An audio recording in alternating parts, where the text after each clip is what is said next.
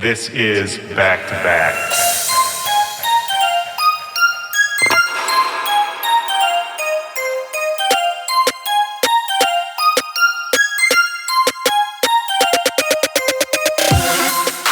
What's up, back-to-backers? Welcome to the show. This is Back to Back. My name is Willy Joy. This is my podcast. This is my program. Thank you for joining me. I'm glad to have you guys here. If this is your first time listening, welcome to the show. If you've checked out the last couple months of episodes already, welcome back. Either way, it's great to have you guys. The show is growing so much right now, and the fact that you guys were kind of here at the beginning with me, that means a lot to me, and it's something I'm not going to forget. So yeah, for real, thank you from the bottom of my heart. My guest on the show this week is YehMe2, a.k.a. Josh, formerly of Flosstradamus, now embarking on a solo career. YehMe2 just released his new mixtape, Steal This Mixtape 2, that's based off of his super popular Beat a Day series that he did, where he made a beat every day of a month, posted them up to Instagram, and got the internet going nuts. So head on over to his Soundcloud to grab that. That's soundcloud.com/YehMe2. It's a really fun mixtape. And beyond that, YehMe2 is a busy guy. He just announced his debut Australian tour, coming up in August. He's playing shows in Brisbane, Melbourne, and Sydney. So if you're in Australia, check those dates out. Don't miss it. Also in August, a little before the Australian tour, Josh is making his U.S. festival debut at Hard Summer in L.A. If you're anywhere in the SoCal area, you definitely need to come check that out. The whole festival lineup is crazy. It's their 10-year anniversary.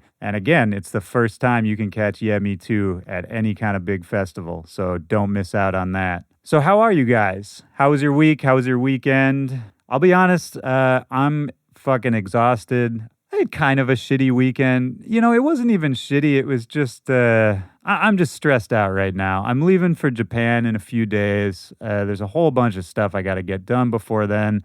Over the weekend, I had a show in Norfolk. I don't know. I never knew how to pronounce that. I always wanted to say Norfolk, but I think that's just the nerdy pronunciation. I think the locals say something like Norfolk or Norfolk. Now it just sounds like I'm saying fuck. I don't know. You can tell my brain is fucked right now. But regardless, I was in that city in Virginia. I was supposed to play a show Saturday night. It was a big outdoor festival. It was going to be fun. Unfortunately, there were some storms, and the show got canceled due to lightning. And then my flight's back the next day. It was like a really early 5 a.m. flight the next day. Got super messed up. I ended up in airports for really all of Sunday and just dying on no sleep. So I'm real loopy, guys, and this is going to be a fun little intro that we're all going to share. I hope you guys had a better weekend. I hope you got some sleep. Or if you didn't sleep, I hope you had more fun than I did. Oh, and I should probably mention to you guys, I'm putting out some new music this week, too. At the end of this week, I'm going to put out a new song called Can You Bounce? For those of you guys who have been kind of missing the harder stuff from me, you're going to like this one a lot. It's a pretty fucking crazy song. That's all I'm going to say about it right now, but it's definitely one for those of y'all who like to bounce around at the festivals. And I'll announce everything on my socials when that comes out, too, so keep an eye peeled. That's this week. So for this conversation with Josh, YehMe2, we recorded it in Chicago at his home. He lives there with his wife, Liz, and their 2 kids. Really nice place they've got. It's actually just a couple blocks from where I used to live in Chicago. So yeah, that trips me out every time I go back there. I've known Josh probably about a decade. I first met him at some of the early Flosstradamus shows at some local bars in Chicago. So it was really great to kind of reconnect and just talk because we hadn't really caught up in a long time. And don't quote me on this, but I'm going to flex a little and say that I'm pretty sure this is actually the first real interview that he's given since he made the decision to go solo and start the YehMe2 project. So there's a lot of cool info for you guys here. We talk about everything, the past, the present, the future, his family, his production, you know, really everything. And I kind of have this family connection to Josh's family as well because his sister, Melissa, a.k.a. Kid's sister, was the first person who ever really took me on tour.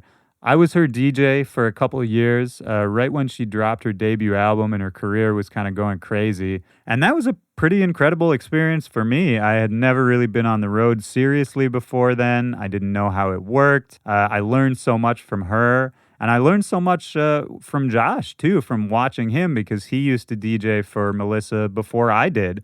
And I modeled a lot of what my stage show ended up being based off what I saw him doing with Melissa. So there's a lot of history there, and you'll definitely hear that in this conversation. And I think Josh is a really interesting example of, how you can be successful in the music industry, do exactly whatever the fuck you want, while still staying true to what's really important to you. In his case, that's his family, that's his emotional well-being, that's his clarity of mind and clarity of vision.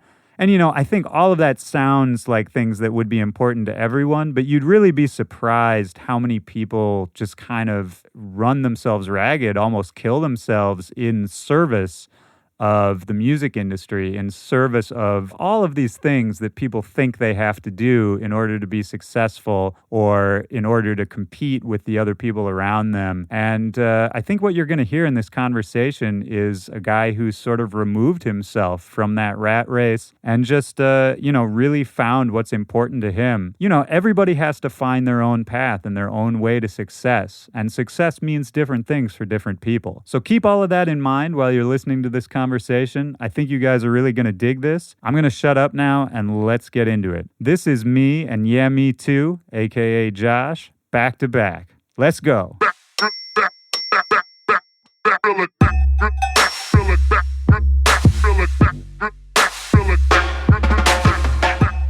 It's crazy, like looking at this neighborhood and thinking how much has changed since I've lived here. Do you see yourself staying in this part of the hood for a while? Do you see yourself staying in Chicago? I don't know. I've been pushing Liz to leave. I don't want to ever leave Chicago permanently. Like, we'll keep this place. We got another place. We'll keep our spots here. But I've just lived here for 15 years. And with the lifestyle that we live and having kids and all that, between the Chicago school districts and the state taxes, I feel like I'm almost pushed somewhere else.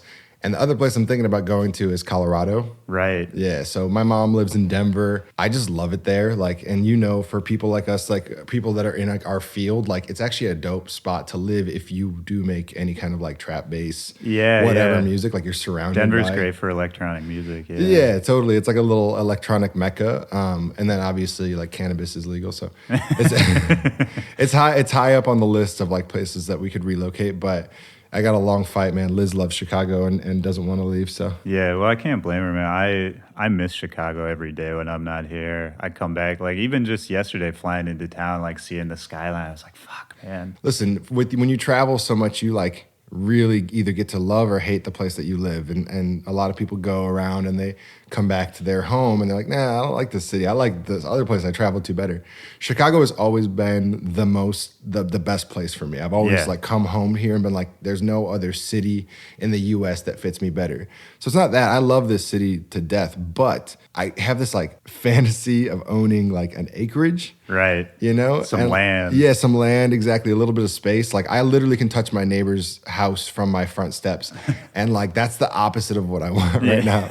So that's literally horizon kind of shit. It's 10 years, 15 years. We'll be here for a minute. And you're from here originally too, so it's not like you haven't put in your time, right? South suburbs, baby. Yeah. That's where you were born? Yeah, I was born in Markham, Harvey, which is just 45 minutes south of here. And then moved to Richmond Park, which is Richmond Park is maybe 30 minutes south of that. So even more south and into the corn. Right. But then was it actually kind of rural out there, or? It was on the border. So my area looked just like a normal subdivision, suburban, whatever, cookie cutter houses and stuff. But then literally there was nothing south of my subdivision. We'd ride our bikes for 5 minutes and be at cornfields, and then it was just that south. There are other suburbs, but they're just they're put in the middle of cornfields. So, Right. so yeah, but I lived out there till I was 17 and then moved up here. And this is kind of what raised me. What was it like growing up in the suburbs? Like, was it sort of what you think of when you hear suburban life, or was it kind of more rough? At first, so when we lived in Markham, like, it was really cutty. Like, we moved out of there to Richardson Park to like find a better life, pretty much. So the area that we were in was like hella gangs, hella drugs, just like, I don't know, just felt like just like the south side of Chicago. It was an extension of like Inglewood, basically. Right. In the end, when we moved to Richardson Park, it was so like, I can't even describe how like boring and suburban, like cliche it was. Like everyone like too hard the other way. Dude, everyone mowing their lawns the same way, and like every house looking the same. Everything's just the same. So, but it was really like, I met some really cool kids like growing up. I was fortunate to have some really like dope friends, and we were the art kids that just like were just waiting until we were legal to move away from there. How did your parents handle the move? Was it kind of just trying to get to a better place, or do you think they wanted just a quieter kind of life when you moved away from Markham? When they moved away, they definitely wanted a better quality of life. They wouldn't let us out of their sight in the last neighborhood, like legitimately. Really? Like we couldn't ride our bikes around the block, all this stuff. Like we had all these rules on us, and we went to a private school, so like we got bused to like our school. Oh, wow. And then back. And so it was like we were like, I don't know. It never felt like we were a part of that like community. Yeah. Where when we moved further south, it felt like it was something where we could be a part of it. Like I walked to school then, and I walked with my friends from like my street. Yeah. Or even the kids that weren't like super my friends, but we just like walked to school together because we're there, you know? Yeah, no, that's got to be nice. It was really nice. It was a great switch up. I'm grateful that we were able to afford that, because it was definitely like a step up for us. What were your parents doing at the time? So my mom was, that's a good question. Let's see. I was 10 years old, so that would have been 94. I'd say my mom was probably working for Walmart. She was a customer service manager at a Walmart that was actually in Matson, so it was really close to Richardson Park. Okay. Probably another reason why we moved there. And then my dad was working at an automotive store called Major Motors, which is on 76 in Cottage Grove. I don't know if it's still there, but he worked on in the south side in the city. And were you and Melissa close as kids? Like, were you hanging out from a young age? No way, we hated each other. We were like, it wasn't. I didn't hate her. She hated me. She like would like bully me and stuff. And then like when we got to, I don't know, high school age for her, we stopped fighting as much and started to like become friends. But we were still sort of like enemies. We were frenemies. Right. Basically, her entire high school life, we were frenemies. And then she left for college, and that's when we became like really close. As soon as we weren't battling over the same space, I think that Right. it made things cool. Yeah, realizing that you had more in common than, yeah. Totally. Were you DJing throughout like high school age, like 16, 17? Had you gotten into that yet? That was the time I did get into DJing. So like 16 was... I'll tell the whole story. So first off, I started skating. I rollerbladed. Found rollerblading in like 94, basically like when I moved to Richardson Park. Yeah.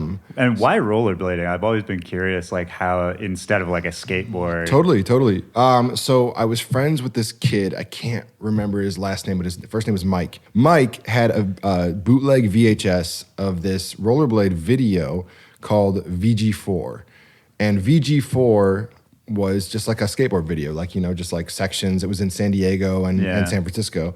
And so they're there filming people, whatever. And so he showed that to me, and I thought it was the coolest shit.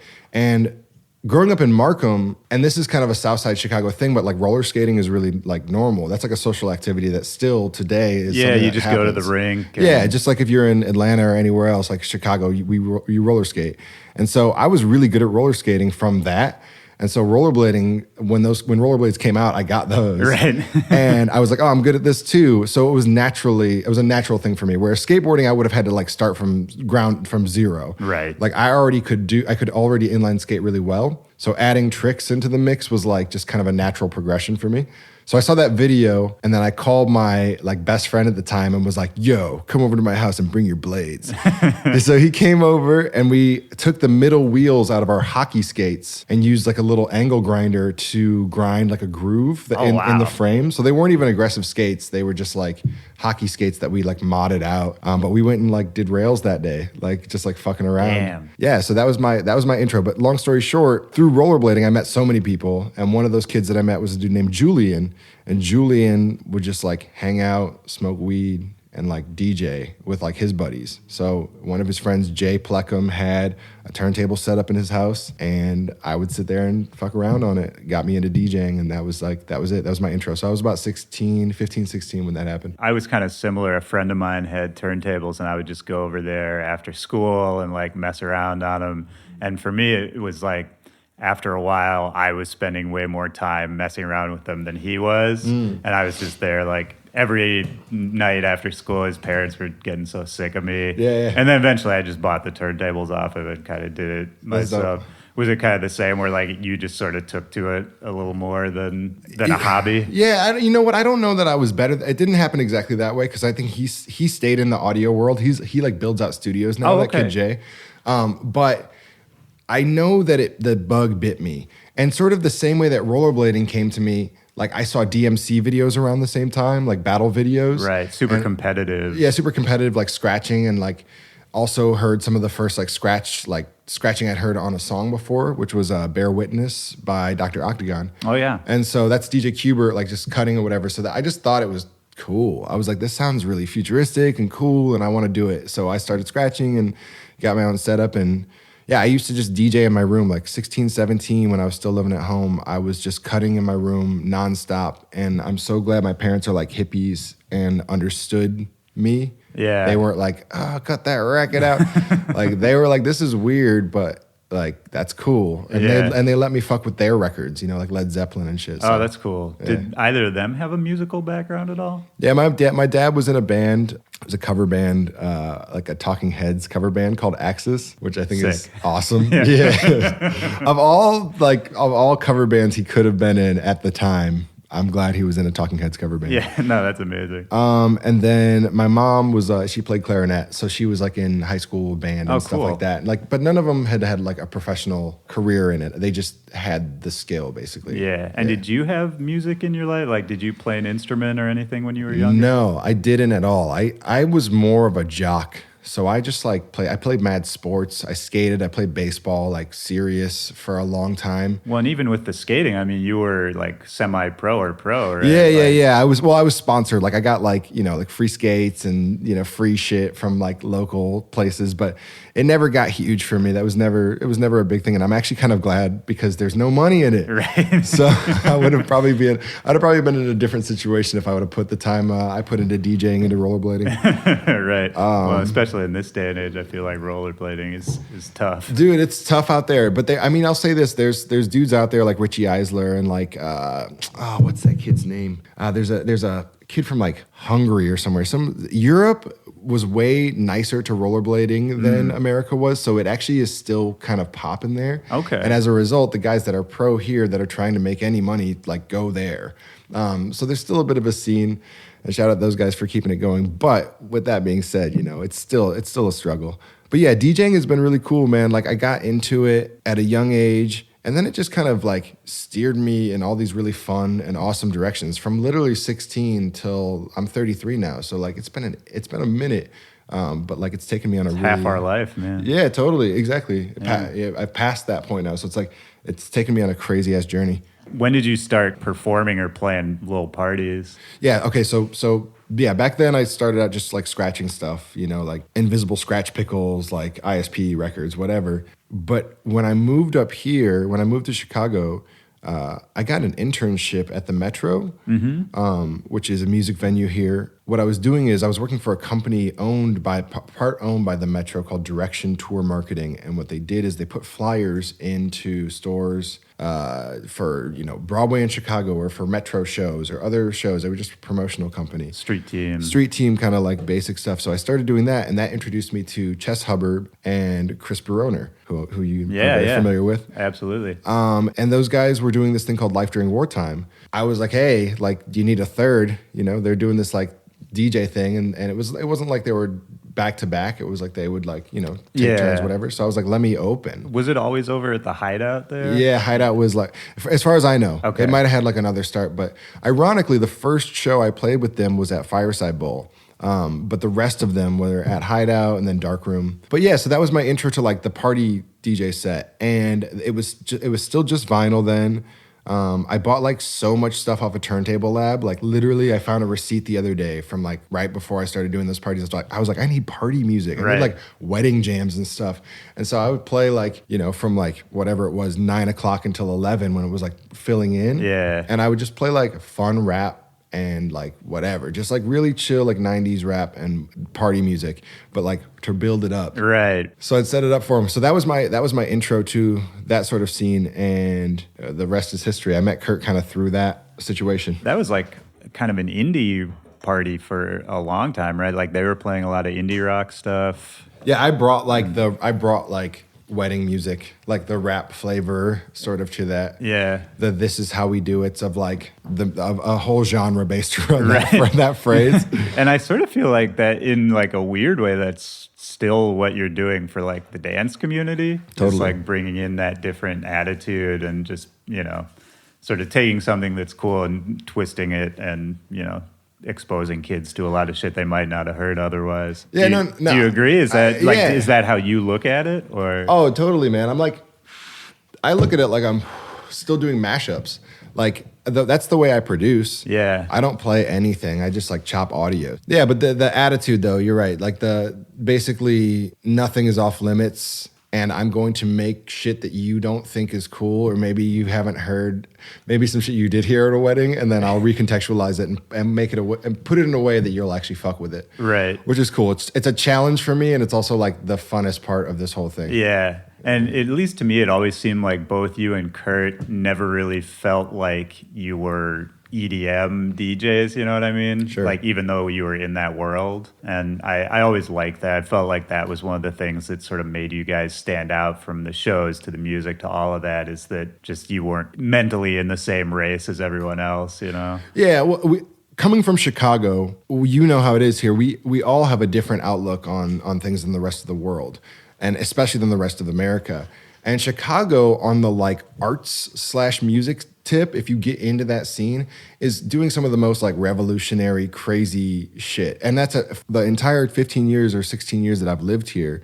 Like that's been the case. So basically, we took that DIY sort of like punk, like fuck you, we're gonna do whatever mentality, and brought it to like the biggest stage, which was cool. That was a really cool journey, man. 11 years of basically like doing that at so many different levels of success or whatever. Yeah, it was a really kind of amazing concept that we were able to carry to that distance. Right, sure. Yeah. Going back to sort of the early days of it, you and Kurt linked up through a mutual friend, is that right? Yeah, we met through a kid named Marcus Garcia, who ended up being in Low Boys with Jerome. Yeah, shout out to Marcus, man. I haven't seen him in a minute. Yeah, he linked us. And then from there, we just started making music together. We DJ'd a couple times together, like just sort of like in passing. No, we didn't have a name. We just kind of like would crash each other's like nights. And then, we were like, let's do something. So we started Get Out of the Hood at Town Hall Pub. Right. It just took off. Legendary night, man. Dude, it was super fun. And like, it seems like the times I have stepped out in Chicago that they're still trying to like, in some circles, they're still trying to achieve that.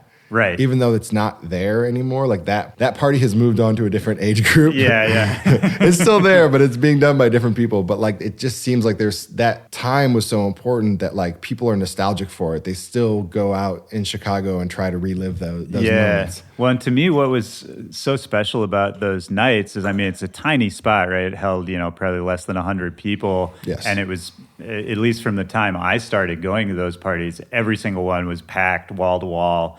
But the people who were there are, half the audience was the actual artistic community. It wasn't just fans. It was, you and me and Kid Sister and the cool kids and Vile was there. Yeah, Hollywood Hole, Nano, like all those guys. And it's people who have gone on to have individual careers, like a bunch of big careers. Sure. And it's crazy to think about, we were all in that room just like partying together and just being excited about kind of these new things that everyone was doing. And to me, it was like you guys provided that venue for the community to kind of come together, Yeah. That was almost the most special part of it. That's cool. I've never thought about it that way, but that's pretty spot on. It's like, I don't know, I tell this to Liz all the time. It's really hard for me to have that perspective even when I'm still on it. Like I'm still in it and it's still happening for me, So like even though I've departed from Flosstradamus, I'm still on that ride of like the crazy shit that Flosstradamus has provided and like the lifestyle and the opportunities that I have as a result of that. So I always just looked at it like a fun ass time, right? But and it was, yeah. But truthfully, it was a cool place for all those people to gather. And basically, we started making mashups, and like I feel like the crowd there was a cultural mashup. Like we wanted to try and bring people who would not normally fuck with each other just because of like societal shit together in the same room. The music sounded like that. The kids were like that. And it was a venue that no one would go to otherwise. It was a neighborhood like a lot of people weren't hanging out in at the time. Yeah, sure. I mean, it was Boys Town, man. It was crazy. You'd walk out, on a Wednesday night and it would still be popping. Oh, yeah. Like there'd be all the like... Boys Town was the first place I moved to when I moved to Chicago. And yeah, man, I mean, it probably still pops off there, but back then, it was nuts. Yeah, it still pops off. It's not going anywhere, but it's surrounded by like the nicest, most upscale like houses in Chicago. It's crazy what that neighborhood's become. But yeah, just to do that and bring that energy to a bigger stage. And we tried our best to translate that, like, or convey that basically. Right, yeah, still the same vibe from when it was 75 people. That's what I'm saying. Like we're in front of like 80,000 people or whatever the fuck they were telling us like at Coachella, and it's like we want to convey that we don't give a fuck still. Like not in a cool, like I'm too cool, I don't give a fuck. No, it's just like, no, but we are going to play the Macarena right now. Right. Like we don't give a fuck. Legit. We're going to play we're going to do like some wedding songs. Even, that wasn't happening in electronic music. That was so corny. Like people were like, oh, no one wants to hear that shit. That's for stadiums only. Right. People get an attitude about it. Yeah. They catch an attitude. And so we basically recontextualized it and brought it back and said, hey, no, this is actually really dope. And now listen to Lil Jon spit over it. Right. And was that Lil Jon's first electronic record? Let's be honest. I don't know if he had like anything that wasn't... I never thought about that, but yeah. Crunk Juice. You're right, because all the stuff he was making at the time was just this straight up... I'm owning it right now. Okay, when this comes out, someone like in the comments prove me wrong, but I think that Act a Fool was Lil Jon's first electronic appearance, and it was because of a mashup. It was just like the Act a Fool a cappella from the song over Zombie Nation. Yeah. You got to tell him that next time you see him. Man. Yeah, for sure. See what we went on to do Prison Riot together, and I don't even know if I should have played it for him. I don't know if he knew that we made that mashup. He had to have been aware of it at the time. Sure. I mean, Town Hall was the first time you and I met in person. I'll never forget it because before I had moved to Chicago, this was MySpace days. So I was like sending people MySpace messages who like I knew were doing cool stuff in Chicago and just being like, hey, I'm a DJ too. I'm coming soon. I'll see you there. Yeah. And then this was back in the day when like that still worked. Sure. Coming to your city soon. Right. Yeah. And, and I remember meeting you at one of the town hall parties. And I was like, hey, I'm that guy. I sent you a message. And you're like, oh, cool. Nice to meet you, whatever. And, it's just a quick interaction. And there was just this moment where, like, you had kind of half turned away. Like, the interaction was done. Yeah. And then I was like, oh, and here's my mixtape. And I just saw your face fall. And that was how I learned not to be a punisher. That was like an important lesson for me. Yeah. No, that's that. Punishers. Yeah. Well, that could be a whole different podcast. No. You're totally right, man. I do remember that though. It's one of the few memories that I have from back then. You're right. A lot of it's a little blurry. It's a little blurry. But yeah, no, you came in at the perfect time, man. It was cool. We like transitioned out of that spot. Once we transitioned out of town hall, it was like crazy from there. Right. Like even if it was just getting on a plane to do it, that was so next level for me and Kurt. We were just like, he was literally working at Whole Foods, like, and I was putting flyers in laundromats like 6 months before that. And I feel like, again, not to be like, oh, we're the first, but like I think it was a pioneer kind of thing of like also the internet making someone, like it was off MySpace plays. It was like some Soulja Boy shit. So like basically the internet was like, you can tour now, pre-SoundCloud, pre-anything. And that happened pretty fast, right? For people bringing you out. Super fast. We had this random show that was in Nashville. I don't even want to remember. It was like, no one knew who we were there. So it was like a weird thing. But then we got, our next show out of town was in Vancouver.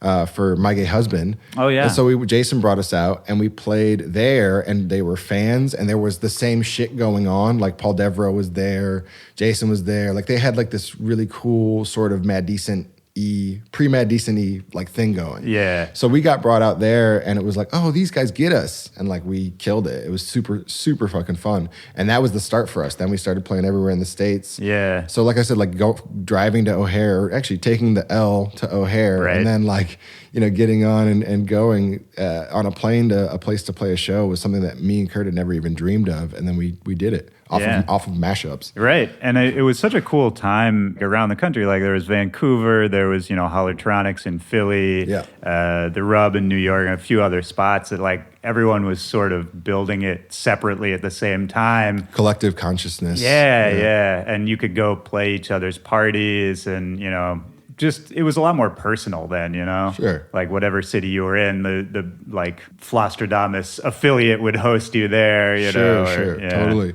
Well, that's cool that we got to be a part of that because, you know, I feel like the friendships that we've made as that during that time are like forever lasting. And it's cool, like for me and you having that inside history is something that no interviewer could ever ask me, and I would never even think to bring up, you know? Right. Like your perspective on parties that we threw or whatever, or interactions that we had. Yeah. Damn near 10 years ago. Yeah.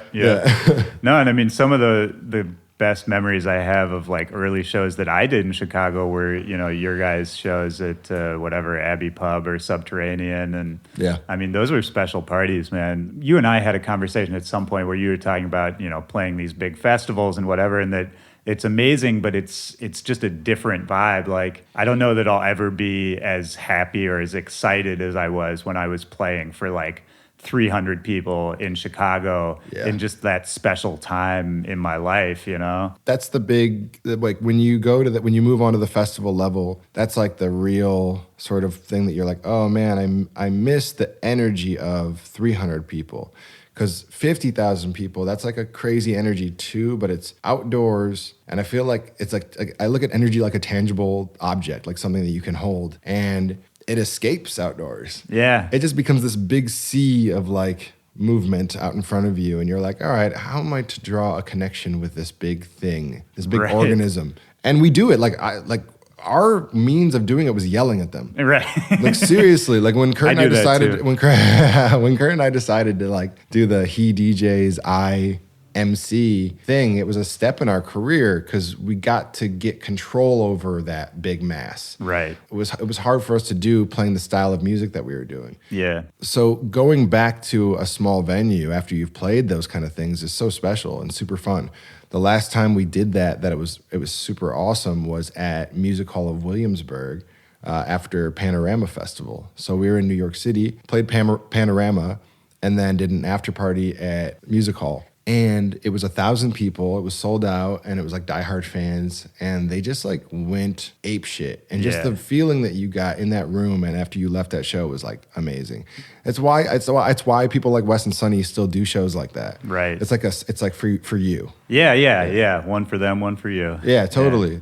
Yeah, it's rad. It's like the payout, the like monetary payout is significantly less, but the like refreshes your soul. Right. Yeah. Well, and that's where like the culture is really being built and progressed and advanced too, right? You know, it's those small shows that in some dark room. Totally. Yeah, where you're trying out new music and stuff. Yeah. I guess it's similar to like a comedian, you know, even a famous comedian just going up for like an open mic set on a Wednesday night or whatever. You know, you got to kind of try the new stuff somewhere. Yeah, I saw Aziz Ansari and Chris Rock do that in New York. Really? Yeah, just like we went to see, the headliner was Judah Friedlander. I think is his name, the guy from 30 Rock. And so we were like, all right, cool. And a bunch of like openers. It was just going to be like a fun night out. Yeah. And Chris Rock showed up randomly. They were like, yo, Chris Rock. Yeah.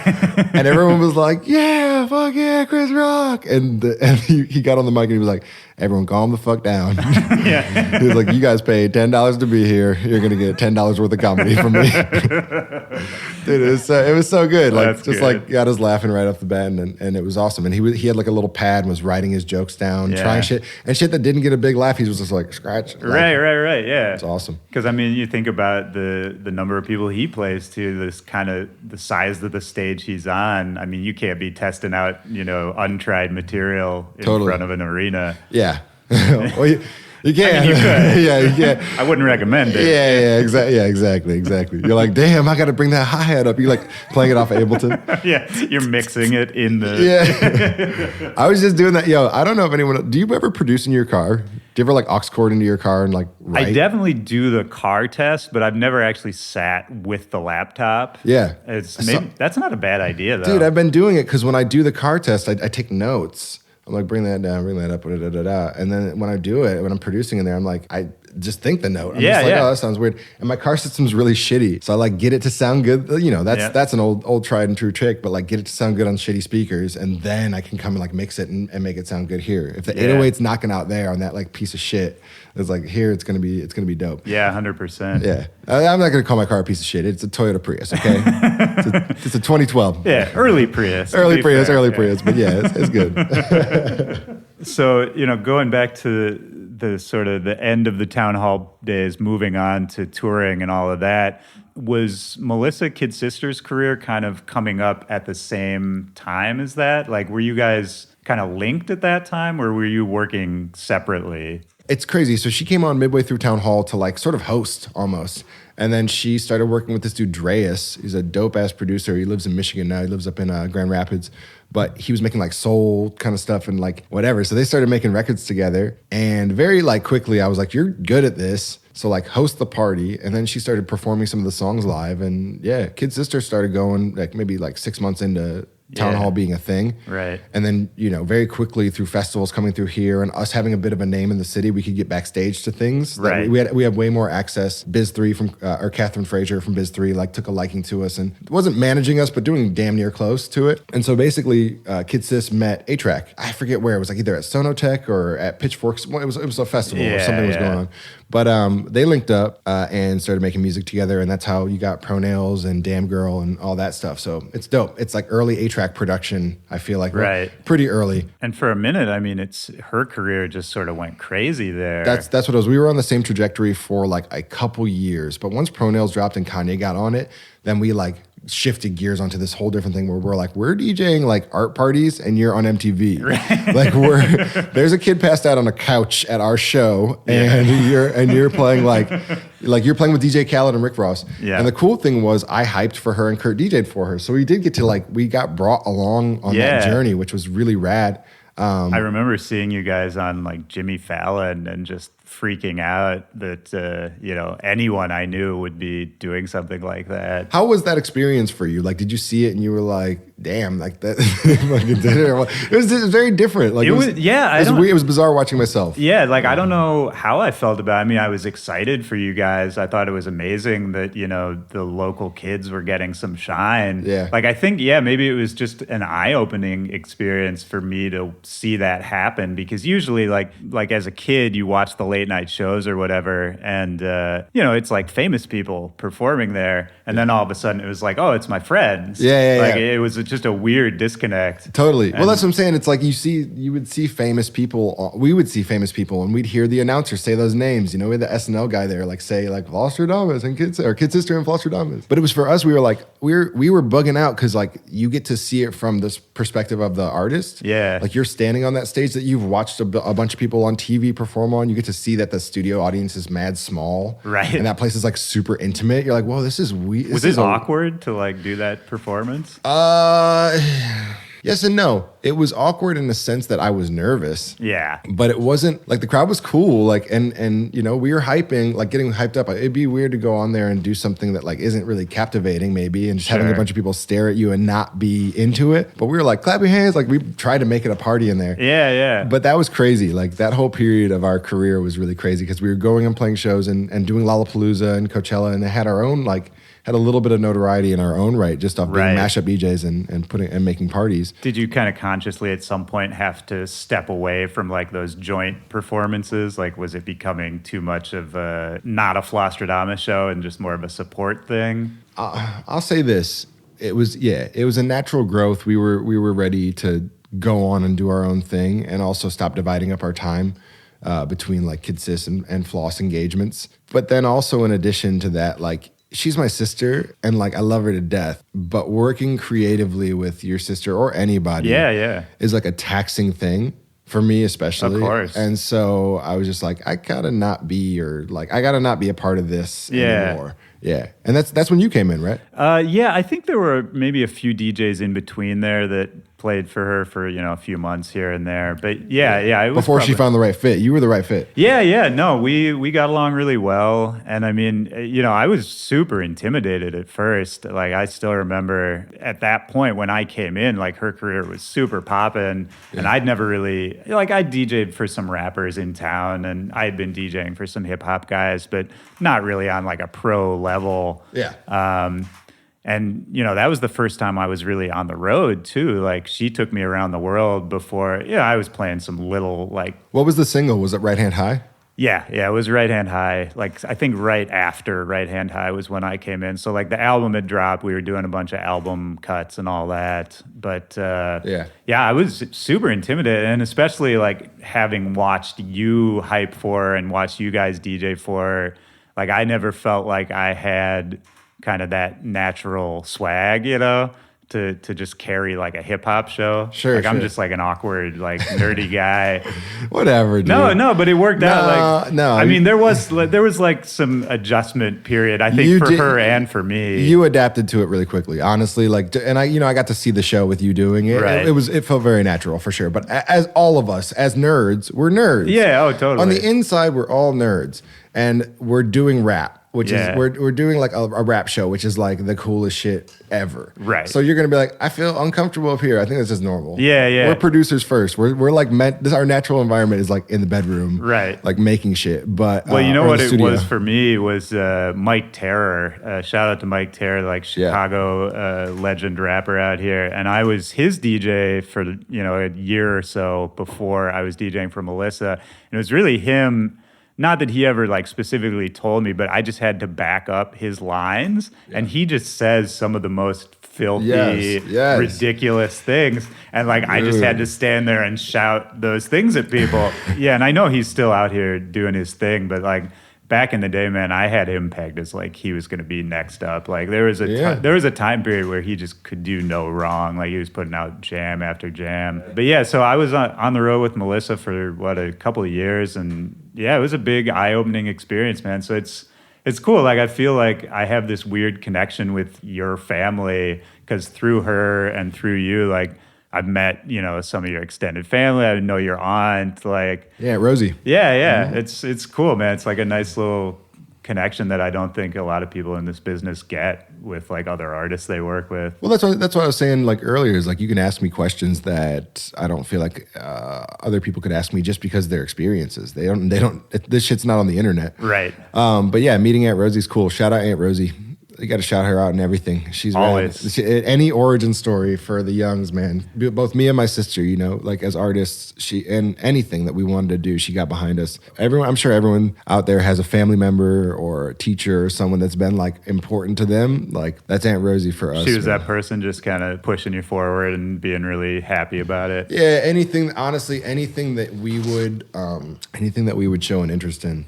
It didn't matter if it was baseball or Melissa wanting to take piano lessons. Like she was really encouraging and definitely helped out my family a lot when we were down. So it's awesome though. I mean, I say everyone should have one of these. Everyone has one of these people. I think everyone should have one of these people. You know, it's unfortunate. I don't think everyone does have somebody like this in their life. But when you find that person, whether, like I said, it be a teacher or someone just to tell you that you're dope. Yeah. Like I'm the weird kid in school, and someone at that point who's like, no, you're like the dope kid. Just keep doing you. Yeah. Like having that is so important. And because you don't know at that age, right? Like you just feel like I'm weird and I don't know why. And you don't fit, whatever, and you got people like, you know, like fucking the normal clique, like, you know. Like they're like trying to make you feel like you're not good enough. And like I'm definitely one of those stories where it's like, dude, I wish I was on tour. I was in Europe when they had my fucking high school reunion. I wish I would have gone. I would have stunted so damn hard on all them fools. I've been like, oh, your second marriage, Jim? Oh. Yeah. Put on a couple pounds there, Jim. A couple pounds.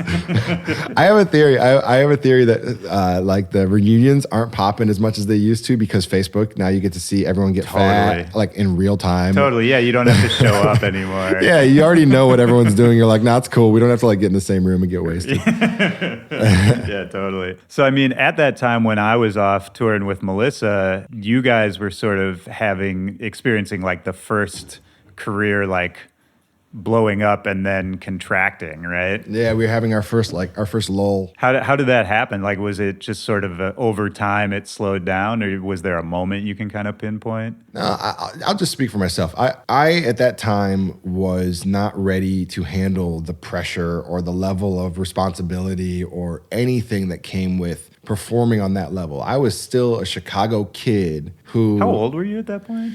21, 22, and I started it, and then at the time it started lulling, I was probably 25, maybe 26. So, I mean, we'd done damn well. Like, I'm not like beating up on myself or anything, but I'll just say this. I was still a Chicago kid who was like just looking to party. I was still like having a good time at the shows, and not focusing as much on like making it a career. Yeah. And you hear the same shit happen with like pro skaters and shit. It's like not everyone's gonna be Tony Hawk, right. You know? So what happened was, you know, we stopped putting out music. I started to like, you know, not feel inspired and not be able to write and not be able to do anything. We were touring nonstop. We were beating ourselves up. Me and Kurt were living together, so we got fucking sick of each other. Right. And everything just started to kind of crumble. So Kurt moved to New York. I forget what year it was, but I want to say like 2009 or something like that, right around there. And you moved out there for a second, right? Tried it out? No.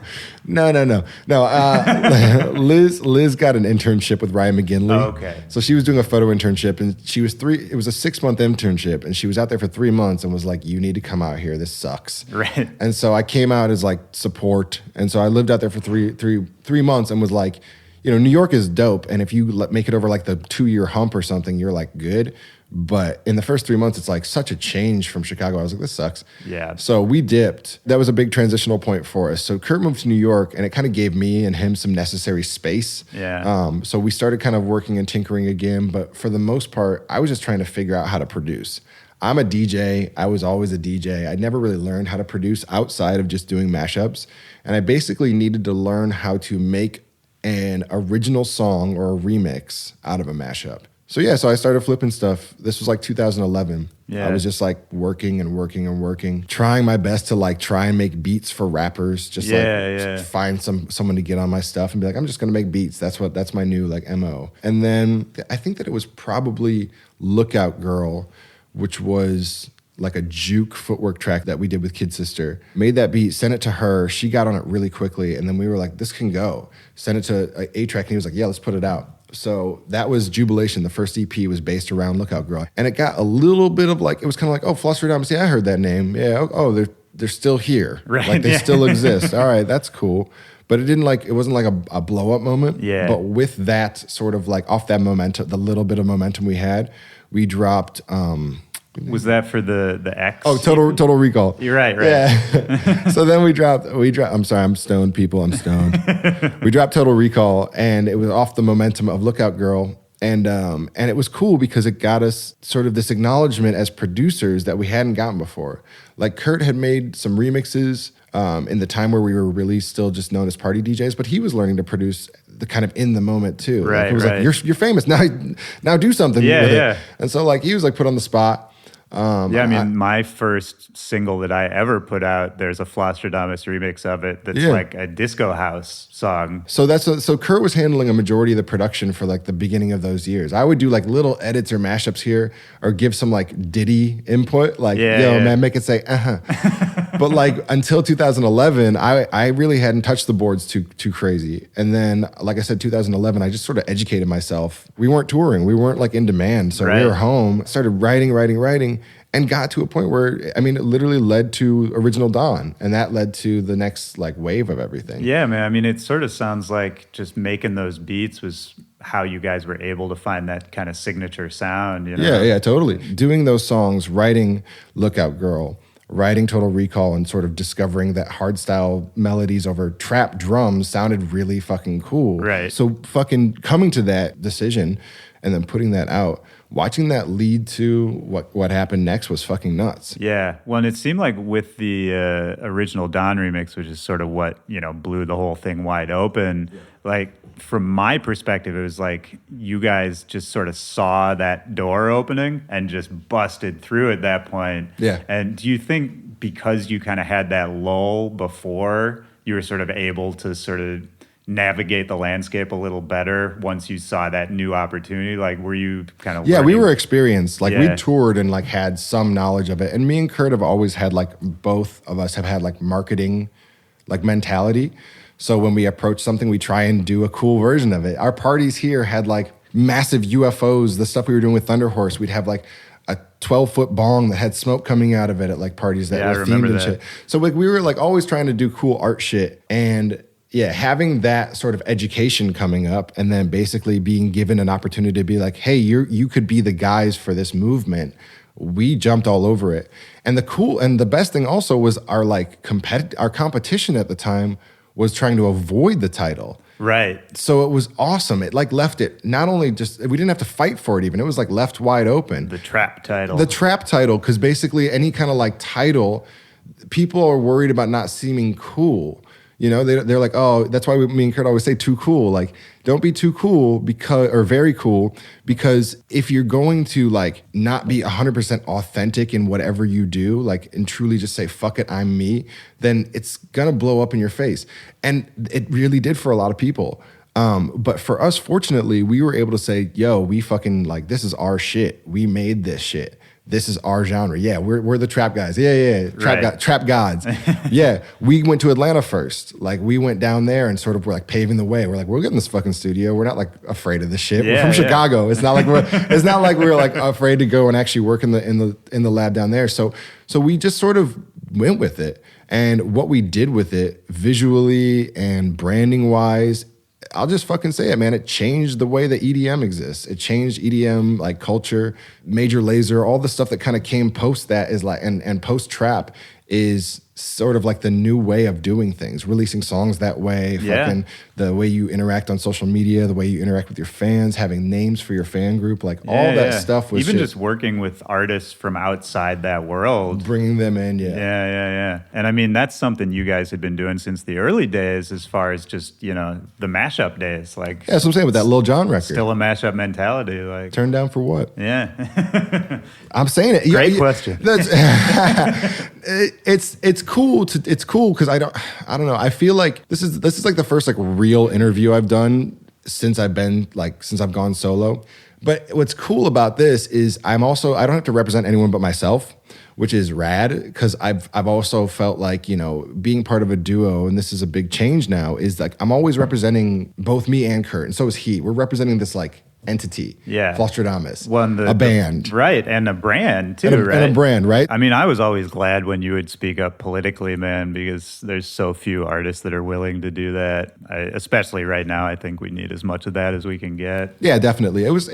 We're fucking art kids from Chicago, man, in the end of the day. That's it. So that didn't change. And I think that that's another thing that translated during our show is like, that's what we're really about. We're not up here saying like, smoke weed, fuck Trump, Bernie 2017 or whatever. It's like, no, like or 2016. It's like, no, we really believe that shit. That's who we are and that's how we live. So I like conveying that to people. And in this day and age with the amount of fans that you have, you can say whatever the fuck you want. There's going to be people that get behind you for it. Even the people who don't like what you say, they're still going to talk about what you said, like. Yeah, totally. Of course.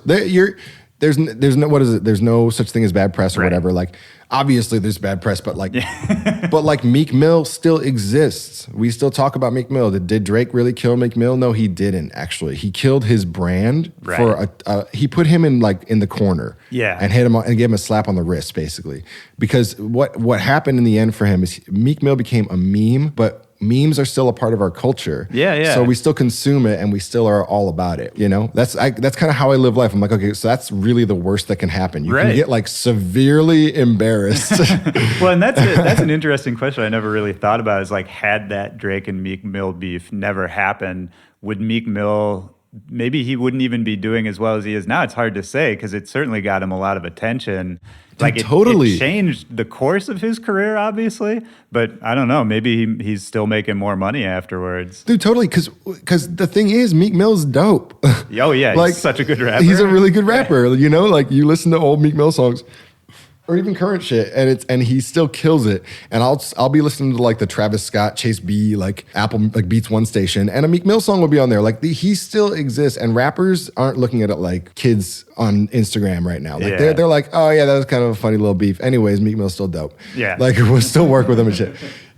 So arguably, there's no real way to like kill a career. I mean, Donald Trump is our president. Like. It's a different time, man. And if there was ever a time to just be yourself, it's right now. And like, there are some people who shouldn't be themselves. Like Donald Trump is a fucking horrible person, but like, you're not, so be you. I'm not talking to you. I'm talking this is to the listener. No, but like, you can do it. This is a motivational podcast. Yeah. I'm on that wave, by the way. But like, just really be you.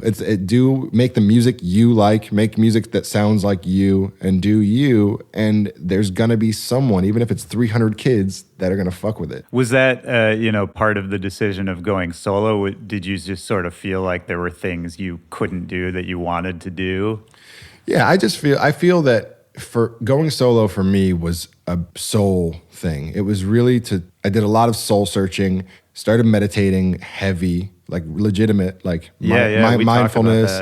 Mindfulness. I started doing Headspace. So like 15 minutes a day of just listening to my breath and like calming everything down. And what does that do for you? The biggest thing for me was, and this is a great metaphor that they use, is like the mind's like a highway, like a 8-lane, like crazy fucking highway in Cali. And there's just mad traffic on it.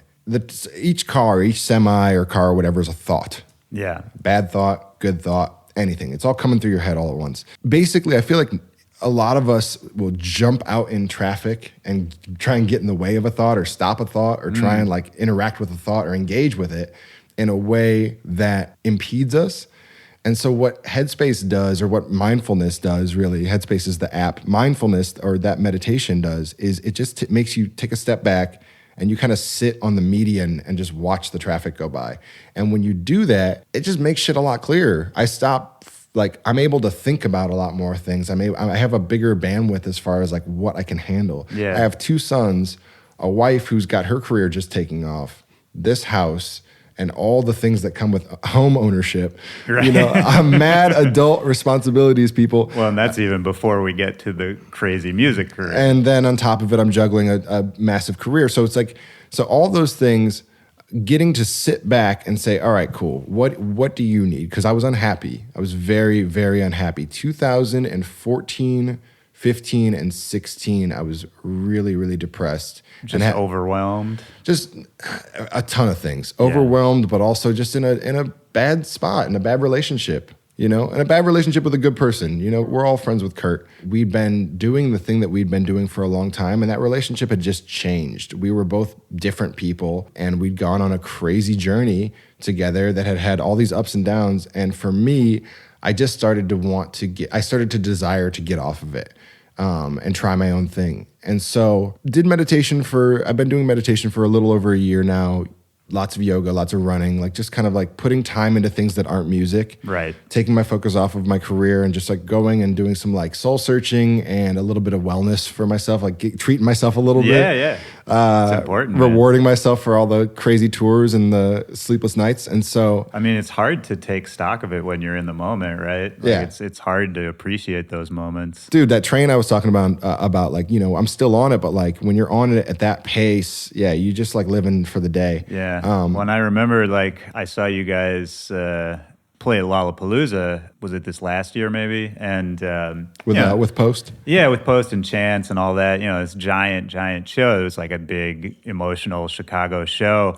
And I remember I talked to Kurt, like, right after he got off stage, and I was like, man, that show was great. Like, how do you feel? And he was like, I couldn't even process it. Yeah, so I got tired of that feeling. I just got tired of not enjoying it. And, like, you know, I would have fun at the show. Like, don't get me wrong. Like, it's a rad job, and it was, like, really cool to do. But the, like, overwhelming pressure mixed with the inability to make a decision. Like, every decision was a 50-50 thing, and when we didn't agree, like, it just was almost like a gridlock. So just, like, that mixture for me just became really, I just couldn't live with it. And I decided to leave. It was probably June of last year, because I did the Beat a Day thing in May. Right. Which was on my Instagram account. I posted like these 1 minute beat snippets. Basically, I was like, I'm just going to do a beat a day. I'm going to challenge myself to do 31 beats in 31 days or 30 beats in 30 days and see if I can do it. And it was cool because I had some other stuff like I had like 5 tracks that I had finished. I was like, these are my, like, if I can't be creative. Yep. And I didn't need them. I got to the point where I was writing a lot, and it was a really like great and sort of like eye-opening experience for me. I think once you set those kind of deadlines for yourself, it's kind of amazing what creativity can happen from that. Sure. Like, for me at least, having that kind of deadline is so helpful. You know, if I don't have a deadline, then I'll work every day. I'm in the studio every day, but if there's not that pressure of like, I have to turn something in, I have to play this for somebody. Yeah. I mean, you can just sit there and tinker on shit for a month and not get anything done, you know? I can't work on the road. It's a thing for me. I'll need to work on it for sure. It's tough, man. I've gotten better, but it's still tough. I more or less plan on not touring as vigorously as Flosstradamus did. That's my game plan right now. But if I ever get to the point where I do, being productive and like creative on the road was always a challenge. So, you know, it's something where in 2015, at the end of 2015, I spoke with Kurt, spoke with our management, and was like, listen, we got Vegas. Let's just do festivals that are dope that we want to do this year. Let's be super, super selective and just like chill. And so that gave me my first like sort of year to have a little more time off. Like, I had most of May off. The only shows I had in May were Vegas shows. Right. So it was really easy. Vegas became a groove. So like, it was really like it was like going to work. Yeah. Like, I was like, cool, jump in the Uber, airplane, home. Right. And you so were playing Vegas, what, like a few times a month? Yeah, we did it 30-something times a year. Okay. So it ended up breaking down to being like, 2 or 3 times a week in the summer, because it's all condensed. Right. But long story short, in that time that I had off, you know, 2016, the last year, that's when meditation came into my life really heavy. That's when fitness and running came into my life really heavy. And it just gave me some clarity. And we did our 420 at Red Rocks, so 420 2016, and I didn't like the show. I felt really bad afterwards. Snails played before us, and I felt that he crushed us. Really? Like genuinely. I felt like he killed us there. And I was like, this is a horrible feeling. I feel bad. You just weren't in it, or like into it? Or? I wasn't in it. The crowd wasn't in it. Like, it was a bad show for sure. And so those are hard to take in general, but like on that scale at our own festival, it just didn't feel right. And that was 420, and literally May 1st, I posted my first beat and was like, I'm going to start this thing. And that like led me down a crazy like hole. I was making like 5 or 6 tracks a day. And initially I wanted them to be floss tracks, but because they have so many samples and they're just like unclearable for the most part, right. I was like, I gotta come up with a way to get these off the hard drive like right away. So I came up with the side project, which at the time called Me2, but it's called YehMe2 now. For copyright reasons. But YehMe2, and it's cool because it's got the Pharrell tag, like it works out really well. Yeah. But it's been cool because it's been a departure for me from like trying to make anything, and it's just been going back to my mental state in 2011, but the mature, I've already done this festival thing, I've already done like everything. I paved a way and created a lane in this. Right. Now, where do I go from here? I'm coming at it with that mentality. So I'm just having so much fun and flipping shit. Now I'll play you some stuff after we cut the mics off. Yeah, I want to hear that, man. Yeah. Liz like helped you come up with that name too. She right? did. Yeah, she was like, me too. Yeah. And I was like, yeah, that's it. Like it, literally. And I feel like every decision should be made like that. Every song, every decision should be made like instantly. Yeah. Like you just do it and deal with the consequences later. Right. You know? Well, and it's cool to see your family have that influence on your career now too. Liz is my biggest A&R. Yeah. Like she's my creative director, A&R, everything. I bounce all my ideas off of her. If you hear a song, she's heard it 1,000 times and still fucks with it. So it's like that's because she's like literally 2 doors down. So she hears all the music that I make, and any like idea I have, I run by her now. Yeah. She's dope. As dance music and electronic music keeps going like that, you're seeing more and more of that, of like, like a husband-wife team, or like just a creative partnership. Yeah, like creative, like life partners, Sure. And it makes sense. It's cool. I like it when people kind of like share their lives like that. Yeah, it's been a really cool thing for us. It's always been our thing. Like we met on MySpace and literally would send songs to each other over like AOL Instant Messenger. So we'd send like files and like wait for however long it took to like transfer an MP3, but like, right. And it was pre-YouTube, so it was like you couldn't just send like a link to something. It was like here's the MP3 of it. Yeah. And she put me onto so much cool music, and I was like sending her like crunk stuff and like southern rap. This was like 2009 or 2008, and so we had this like creative bond straight away, and it's always been that way. She shows me photos and I give my critique on like stuff that she's working on, and vice versa. Yeah. Co-working. So what's up next for YehMe2? Is it another mixtape? Yeah, Steal This Mixtape 2 is coming out. I'm working on it currently, and the date I haven't released a date, so the date in my head keeps getting pushed back. Right. So it's not. Well, this podcast the same way right now. Yeah. Great. Maybe it'll come out at the same time. We'll try. We'll aim for it. Yeah. But I'm aiming to have it out soon. I'm aiming soon.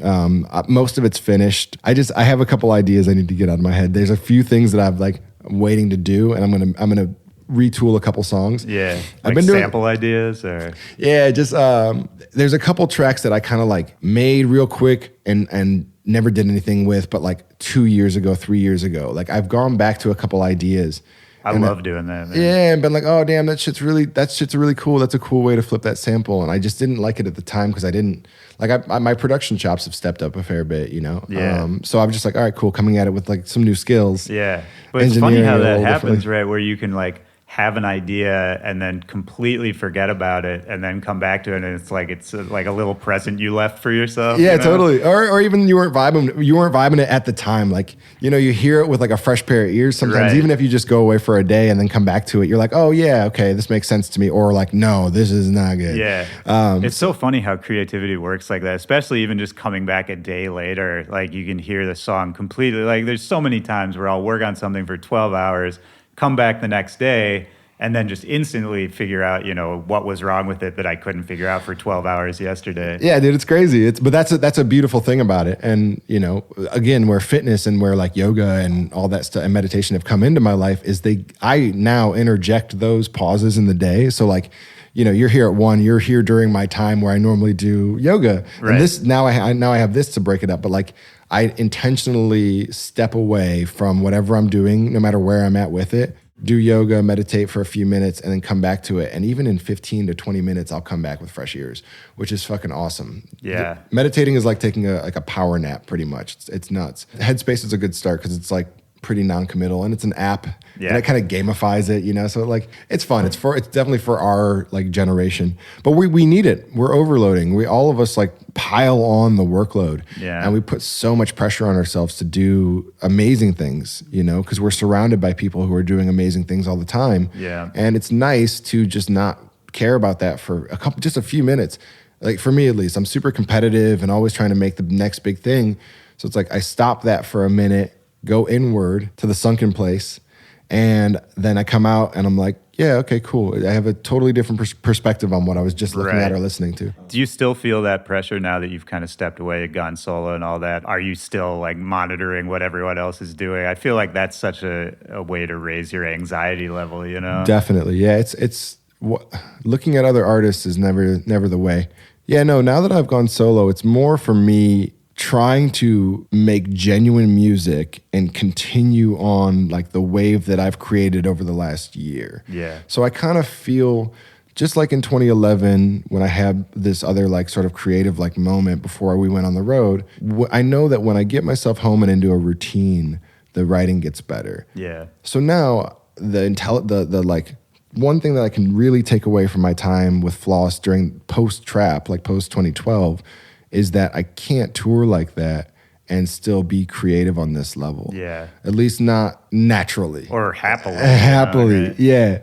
And so for me, I'm like, all right, cool. This is how many shows I need to do. And when you're in a partnership, that's a really hard decision to make because you need to make it together and that affects the bottom line. Right. But for me, I was like, all right, stop trying to make Diplo money because... Well, it's hard to say no to that money, right?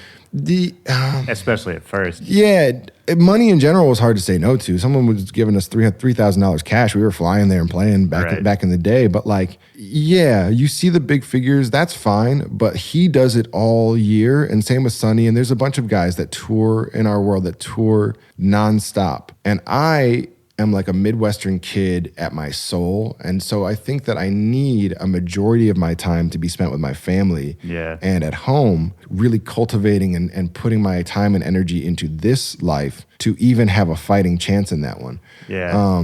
I was talking to Wes about the same thing, and he was saying that, yeah, like he misses his family, he wishes he could slow down, but he just feels that pressure, you know? He feels like people nipping at his heels. Sure. Yeah, it's that level of competitive, like that competitive nature, right? And also when he's super skill. Competitive, like we all are, you know. He is but those dudes are also like, and they're geniuses, like they're that too. they're crazy talented, but it's good though that I'm so happy that I'm an artist at this day and age in this time because there's so much gray area. It's not just your Diplo or your no one.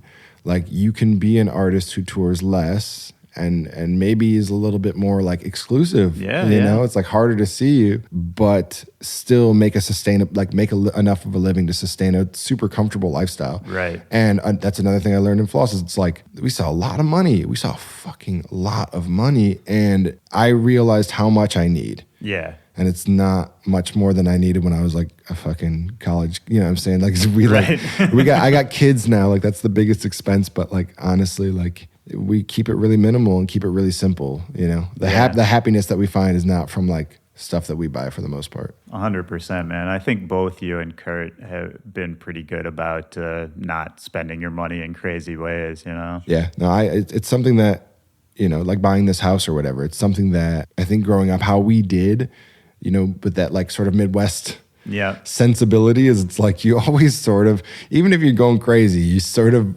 gravitate back to the most responsible decision. Yeah, I mean, we're nerds, man. We said exactly. So I'm really happy with it, but like, you know, it's shown me my workload and where I should have it. And I derive so much happiness from producing and making music and being creative that it makes the shows easier.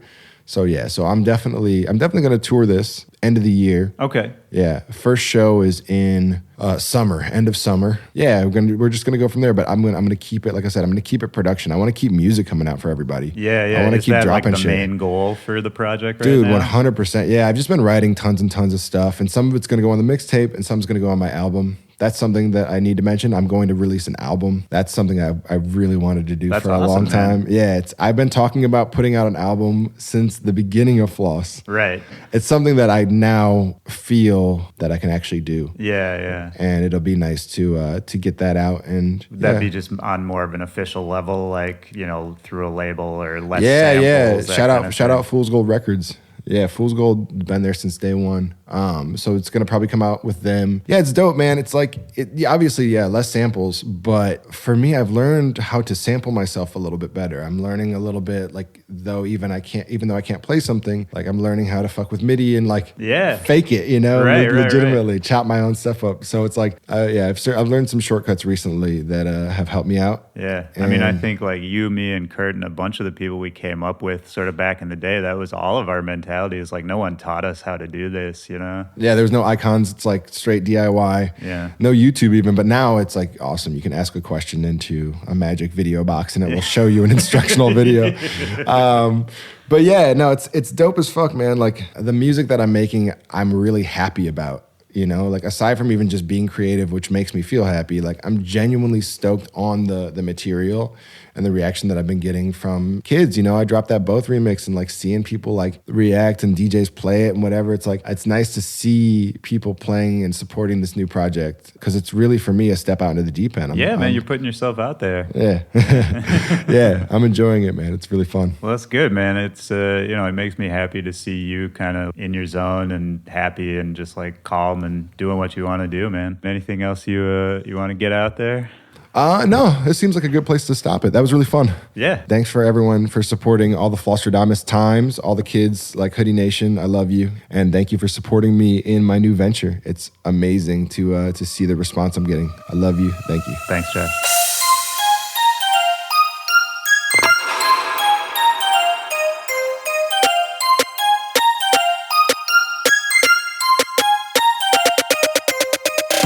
All right, that's the show.